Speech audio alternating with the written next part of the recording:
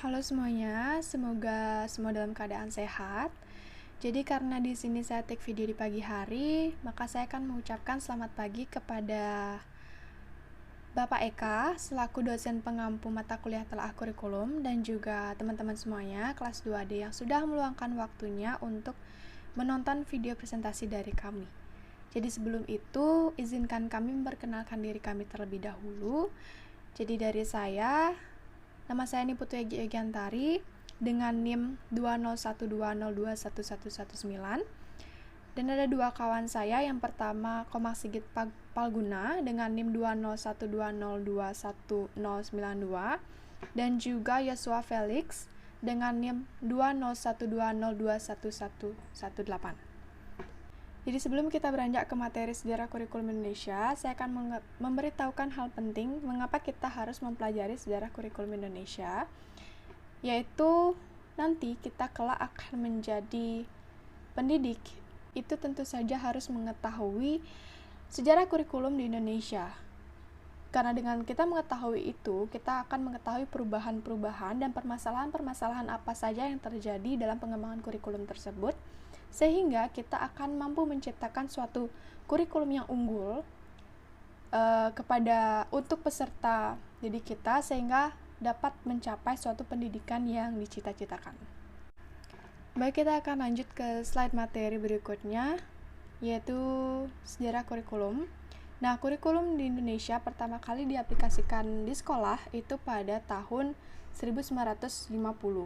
Dan pengembangan kurikulum di Indonesia itu sudah terjadi sekitar tahun 1947 hingga saat ini, yang mana pada saat ini kita memakai kurikulum tahun 2013.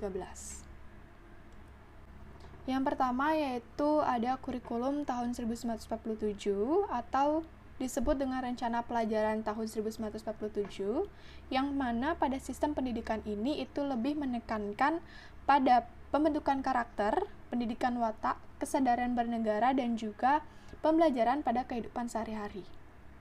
Lalu selanjutnya ada kurikulum 1952 atau disebut dengan Rencana Pelajaran Terurai 1952, yang mana kurikulum ini itu sudah mengarah pada sistem pendidikan nasional dan juga silabus mata pelajaran yang jelas.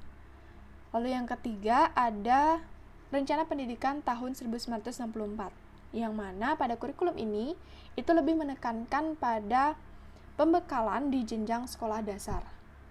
Dan pada kurikulum ini itu memiliki program yang dinamai Pancawardana, yang mana program ini berfokus pada pengembangan daya cipta, karsa, rasa, karya, dan juga moral.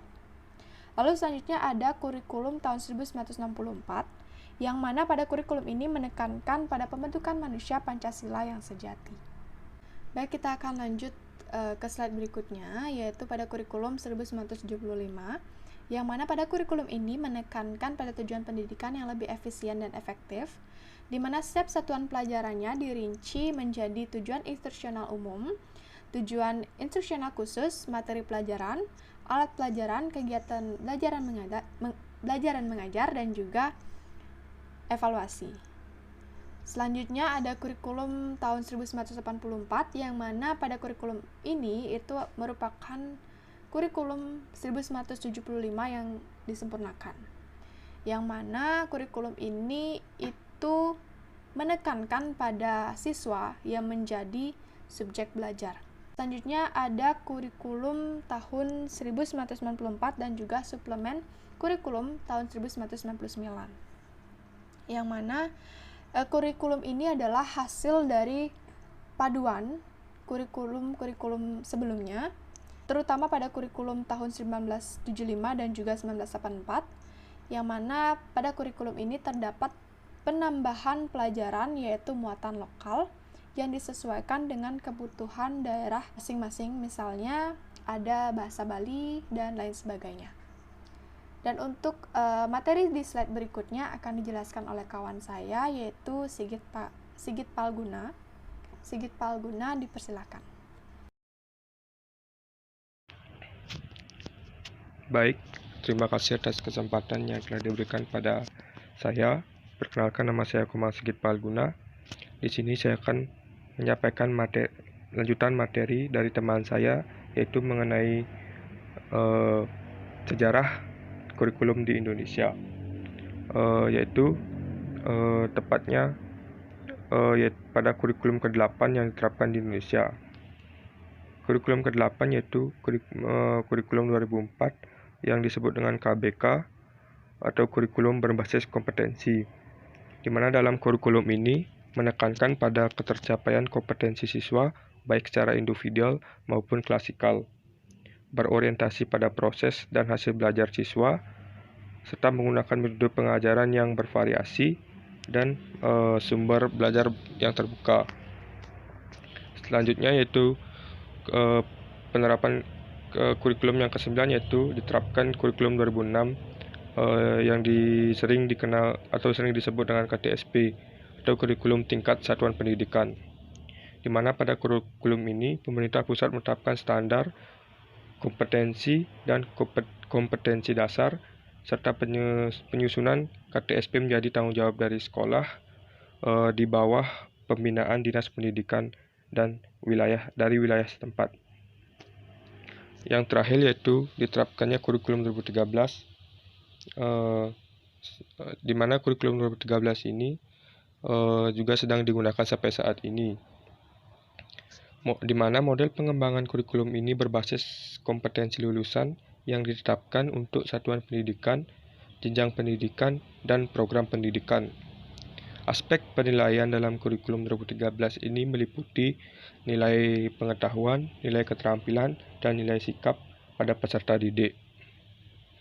Materi selanjutnya yaitu mengenai kurikulum sekolah. Kurikulum sekolah dalam dunia pendidikan yaitu sejumlah pengetahuan atau mata pelajaran yang harus ditempuh atau diselesaikan peserta didik untuk mencapai suatu tingkatan atau guna memperoleh ijazah. Dalam Undang-Undang Republik Indonesia Nomor 2 Tahun 1989 dikemukakan bahwa kurikulum sekolah merupakan seperangkat rencana dan pengaturan mengenai isi pembelajaran serta cara yang digunakan sebagai pedoman penyelenggaraan kegiatan pembelajaran di sekolah. Adapun komponen-komponen kurikulum, yang pertama ada tujuan. Tujuan ini yang dimaksud adalah aspek atau hal yang akan atau ingin dicapai sistem pendidikan dengan menggunakan kurikulum. Yang kedua yaitu materi pelajaran. Materi pelajaran merupakan suatu materi yang akan diberikan pada siswa atau dipelajari siswa yang bersumber dari kurikulum yang sedang digunakan. Dan yang ketiga yaitu adanya organisasi, dan komponen keempat yaitu evaluasi. Baik, materi saya selanjutnya yaitu mengenai sekolah impian yang ingin kelompok kami bangun. Sekolah itu bernama Sekolah Jembatan Sastra. Adapun arti filosofis dari sekolah ini yaitu terbagi menjadi dua kata, yakni jembatan dan sastra. Arti kata jembatan adalah penghubung, jalan, dan perantara. Kemudian arti dari kata sastra adalah suatu tulisan atau ilmu kesusastraan. Jadi secara filosofis dapat diartikan sebagai suatu jalan yang akan ditempuh oleh praja atau siswa atau anak didik untuk memperoleh suatu tulisan ilmu yang akan dijadikan pedoman untuk melakukan dharma atau kebajikan. Baik, materi selanjutnya mengenai visi dan misi akan dijelaskan oleh teman saya yaitu Yosua. Baik, terima kasih atas waktu dan juga kesempatan yang diberikan kepada saya. Perkenalkan, nama saya Yosua Felix Lorante Palulungan dengan NIM 2012-0211-18. Pada kesempatan kali ini, saya akan membahas tentang visi dan misi dari sekolah kami, mata pelajaran yang ada di sekolah, metode pembelajaran, dan juga metode evaluasi. Yang pertama ada visi dari sekolah kami. Visi kami adalah menghasilkan siswa-siswi yang berprestasi dan unggul dalam berpikir, bekerja, dan berbudaya berdasarkan iman dan takwa. Misi kami yang pertama adalah menciptakan siswa yang taat beribadah, aktif dalam lomba akademik maupun non-akademik. Yang ketiga, membentuk sikap dan perilaku yang berkarakter. Yang keempat, mewujudkan sekolah hijau atau green school. Yang kelima, ada menciptakan siswa yang cerdik dalam berpikir. Adapun mata pelajaran yang ada di sekolah kami untuk mata pelajaran wajib, kami memilih matematika wajib, bahasa Inggris, bahasa Indonesia, dan pendidikan kewarganegaraan. Mata pelajaran untuk khusus jurusan IPA, kami memilih fisika, biologi, kimia, sastra Inggris, bahasa daerah, seni budaya, pendidikan jasmani, prakarya, matematika peminatan, sejarah wajib, dan etika dasar. Untuk mata pelajaran khusus untuk jurusan IPS, ada sejarah peminatan, ekonomi, sosiologi, geografi, sastra Inggris, bahasa Inggris, agama, bahasa daerah, seni budaya, pendidikan jasmani, prakarya, matematika peminatan, sejarah wajib, dan etika dasar. Kemudian, untuk metode pembelajaran yang ada di sekolah kami, yang pertama adalah belajar dengan metode game yang menarik. Agar suasana kelas menjadi lebih hidup dan tidak monoton, setiap guru diwajibkan untuk melakukan suatu games atau aktivitas yang bersifat pembelajaran. Dengan begitu, suasana kelas bisa menjadi hidup dan juga setiap siswa bisa menjadi aktif dalam belajar.